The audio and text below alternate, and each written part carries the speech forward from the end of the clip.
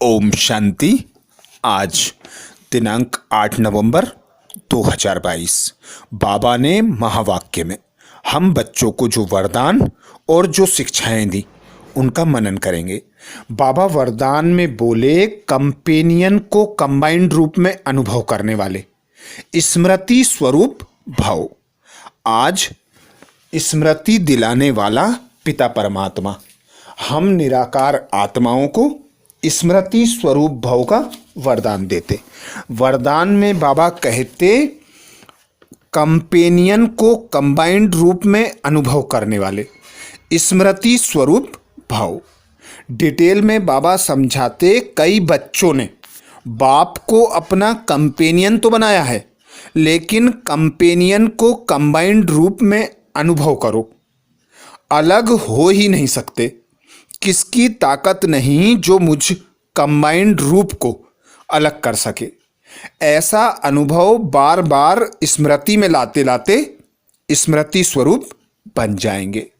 अर्थात बाबा हम बच्चों को सदा श्रीमत देते कि ज्ञान का मनन चिंतन करो।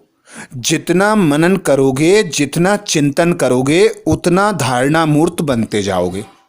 ऐसे ही बाबा कहते एक बाप की याद निरंतर हो, तो निरंतर याद अर्थात कोई अंतर ना हो। एक बाप को याद करने से बाबा कहते 63 जन्मों के विकर्म विनाश होंगे, और एक बाप को याद करने से ही बाप के गुण ज्ञान तथा शक्तियां हम में आ जाएंगी। ऐसे ही बाबा आज कहते बार बार स्वयं को स्मृति दिलाते रहो कि मैं बाप के साथ कंबाइंड हूँ।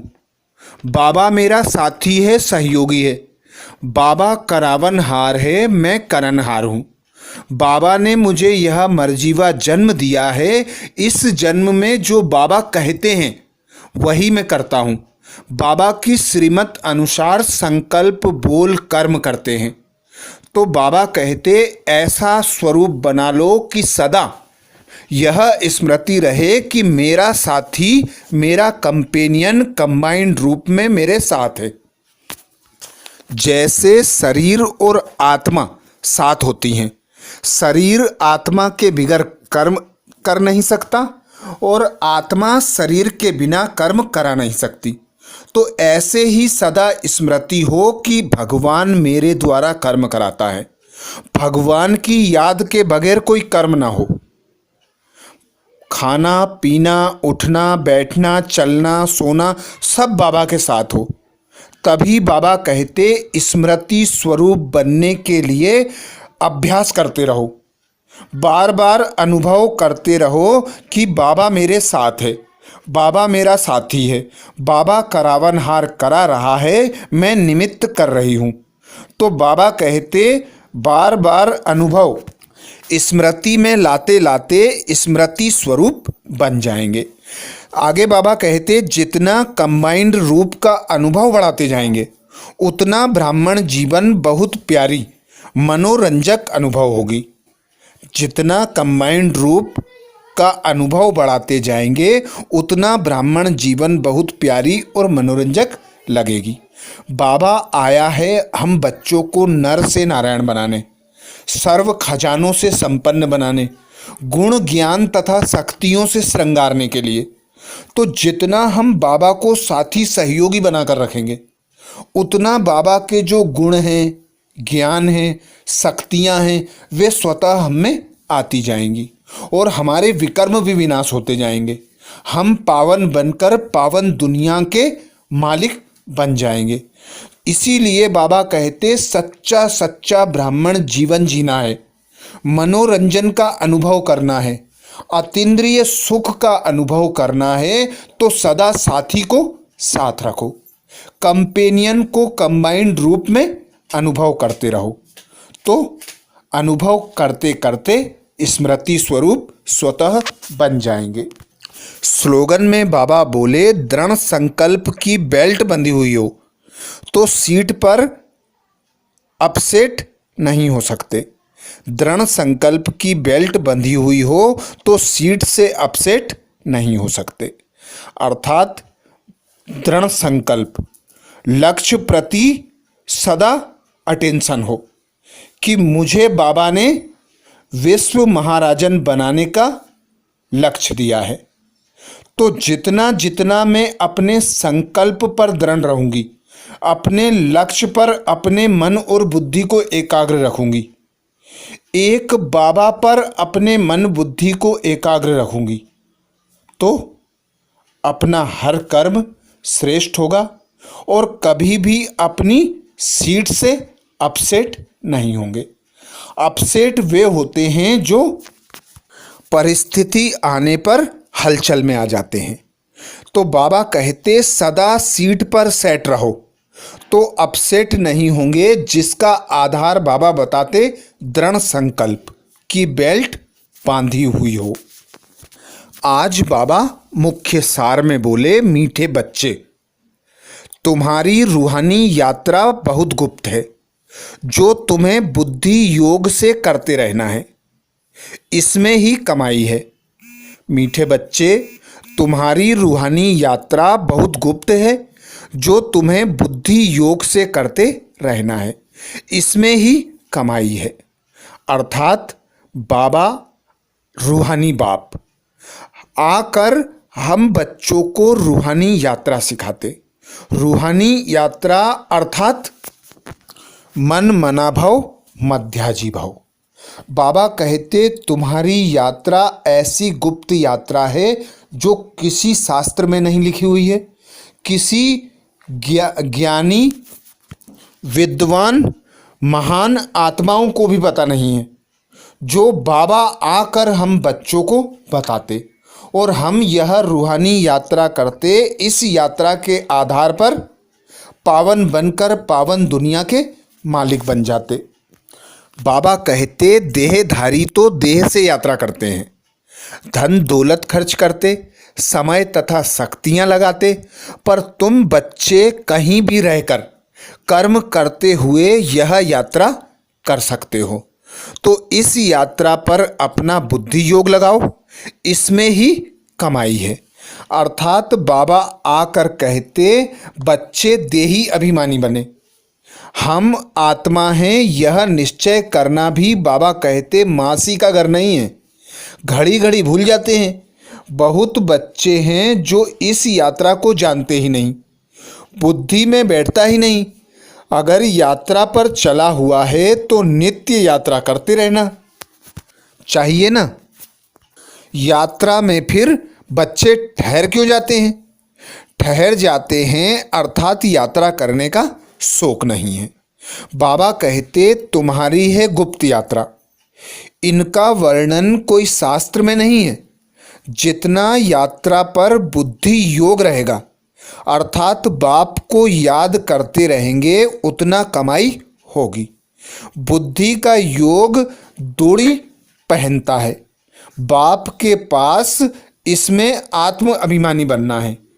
आधा कल्प बाबा कहते तुम देह अभिमानी बने हो, वह आधा कल्प की आदत तुमको एक जन्म में मिटानी है अथवा खत्म करनी है।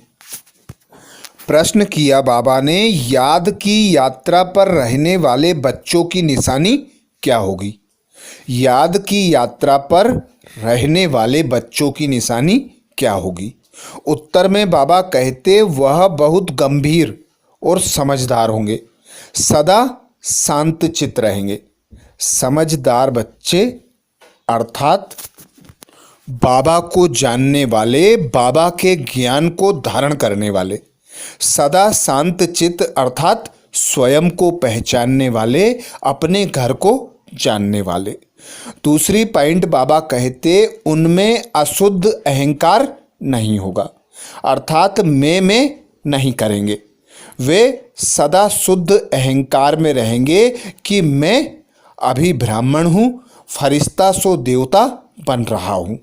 तीसरी पॉइंट बाबा कहते उन्हें सिवाय एक बाप की याद के और कोई भी बात अच्छी नहीं लगेगी, क्योंकि एक सत बाप सत ज्ञान देते हैं, श्रेष्ठ श्रीमत देते हैं, जिसके आधार पर हम ऊंचे ते ऊंचे बनते हैं अर्थात नर से नारायण बनते हैं।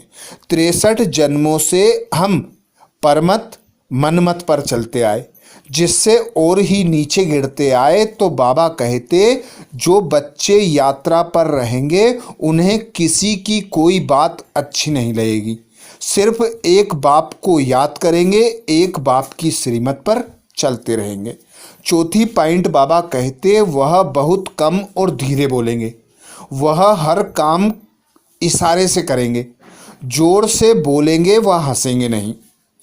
बाबा रॉयल जीवन जीने की सदा श्रीमत देते। बाबा कहते जोर से बोलो मत, कम बोलो, मीठा बोलो, अच्छा बोलो, ऐसा बोलो जिससे सबको सुख प्राप्त हो। तो बाबा कहते जोर से बोलना, जोर से हंसना यह समझदार बच्चों का काम नहीं है। पांचवी पॉइंट बाबा कहते उनकी चलन बहुत रॉयल होगी, उन्हें नशा होगा कि हम ईश्वरीय संतान हैं। अर्थात कोई राजा का बच्चा होता है तो उसे यह पता होता है कि मैं प्रिंस हूँ, मैं इतनी बड़ी प्रॉपर्टी का मालिक हूँ, तो वह उस नशे में रहता है। हमारा बाबा स्वयं भगवान निराकार परमात्मा, जिसे सारी दुनिया ढूंढती, वह हम बच्चों को साथ बैठकर पढ़ाते हैं। हम बच्चों की बाप टीचर सदगुरु बनकर पालना करते हैं। तो ऐसे ऊंचे ते ऊंचे बाप की हम ऊंचे ते ऊंची संतानें हैं। तो बाबा कहते उन्हें ईश्वरीय नशा रहेगा, सदा उनकी चलन रॉयल होगी। छठी पॉइंट बाबा कहते आपस में बहुत प्यार से रहेंगे, कभी लून पानी नहीं होंगे, उनकी वाचा बहुत फर्स्ट क्लास होगी। आपस में प्यार से रहेंगे, कभी लून पानी नहीं होंगे, अर्थात सदा आत्मिक स्वरूप में रहेंगे। देही अभिमानी स्थिति में होकर रहेंगे तो एक बाप से संबंध होगा और सर्व से आत्मा भाई का संबंध होगा, तो एक दो के प्रति घृणा द्वेष स्वतः समाप्त हो जाएगा। बाबा कहते गुण ज्ञान तथा शक्तियाँ धारण करेंगे, गुणवान बनेंगे, उनकी वाचा बहुत फर्स्ट क्लास होगी। गीत सुनाया बाबा ने, रात के राही रुक मत जाना, सुबह की मंजिल दूर नहीं। इसीलिए बाबा कहते तुम गुप्त हो, परंतु बड़ा रॉयल्टी से चलना चाहिए, बहुत थोड़ा बोलना चाहिए। क्यों? हमको टॉकी से सूक्ष्म सूक्ष्म से मूल में जाना है। भक्ति मार्ग में बहुत रड़ियाँ मारते हैं, गीत गाते हैं, यहाँ तुमको आवाज़ बिल्कुल नहीं करना चाहिए। अंदर में यह ज्ञान है कि हम आत्मा हैं, वहाँ बाकी थोड़े रोज हैं। अब जाना है अपने घर।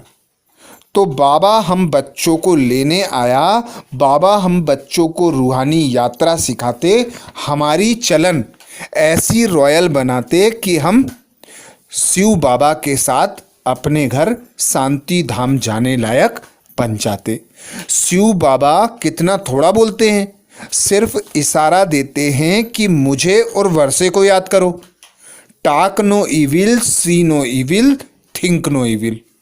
बहुत सेंटर पर अच्छे अच्छे बीके इतना जोर से बोलते हंसते हैं, बात मत पूछो। बाबा समझाते रहते हैं यहाँ तुम्हारा कितना लव चाहिए। सतयुग में जिस प्रकार शेर और गाय इकट्ठा जल पीते हैं, ऐसा प्यारा तुम बच्चों को यहीं इसी संगम युग पर बनना है। हम ईश्वरीय संतान हैं, सदा यह स्मृति रखना है। बड़ी रॉयल चलन चाहिए। बाबा कहते हम परमात्मा पिता की संतान हैं, सदा स्मृति रखो। हम श्रीमत पर चलकर बेहद का वर्षा ले रहे हैं, श्रीमत पर नहीं चलते तो कितनी डिससर्विस कर देते हैं, इसलिए टाइम बहुत लग जाता है। वाचा बड़ी फर्स्ट क्लास होनी चाहिए। बाबा समझाते बहुत अच्छे अच्छे बच्चे भी आपस में लून पानी हैं, तो वह औरों को क्या सिखाएंगे।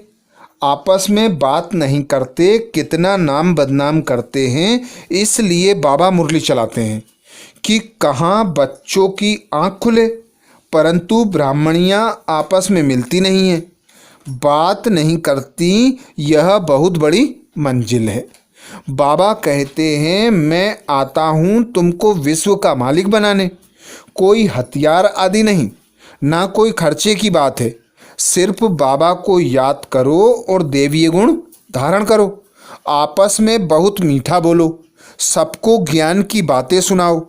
तुम्हारा धंधा ही है गीता का रहस्य इन चित्रों द्वारा समझाना। बलिहारी शिव बाबा की, उनकी श्रीमत पर चलना है। ज्ञान में बड़ी अच्छी बुद्धि चाहिए। बाबा कहते श्रीमत पर चलना चाहिए। बहुतों को अहंकार आ जाता है कि मेरे जैसा कोई है नहीं। कोई तो ऐसे बुद्धू हैं, समझते हैं कि ब्रह्मा भी क्या है। जैसे हम जिज्ञासु हैं वैसे ब्रह्मा भी जिज्ञासु है। कोई पॉइंट में हम तीखे हैं, कोई पॉइंट में करके ब्रह्मा तीखा जाएगा।